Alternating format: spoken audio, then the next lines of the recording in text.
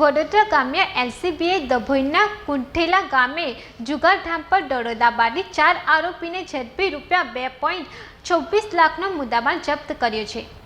વડોદરા ગ્રામ્ય જિલ્લા એલસીબીને ડભોઈ તાલુકાના કુંઢેલા ગામ નજીક જુગારધામ પર દરોડા પાડી મોટી સફળતા મળી છે।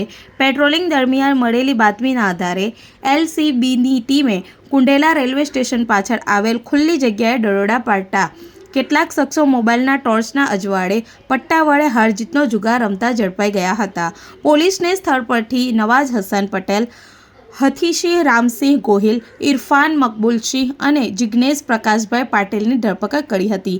તેમની પાસેથી રોકડ રકમ, 4 મોબાઈલ ફોન અને જુગારમાં વપરાતા પટ્ટા કબજે કરવામાં આવ્યા હતા। ઉપરાંત જુગાર રમવાના સ્થળ નજીકથી 2 મોટરસાયકલ પર જપ્ત કરવામાં આવી હતી। દરોડા દરમિયાન 2 શખ્સો સલીમ મલેક અને બોબી વસાવા સ્થળ પરથી ફરાર થઈ ગયા હતા। પોલીસે કુલ ₹2,26,750નો મુદ્દામાલ કબજે કરી તમામ આરોપીઓ સામે જુગારધાર હેઠળ ગુનો નોંધી ફરાર આરોપીઓને શોધખોળ સહિત વધુ તપાસ હાથ ધરી છે। વિડીયો જર્નાલિસ્ટ ફજલ રજ્જાક ખત્રી સાથે સત્ય ટીવી ન્યૂઝ ડભોઈ।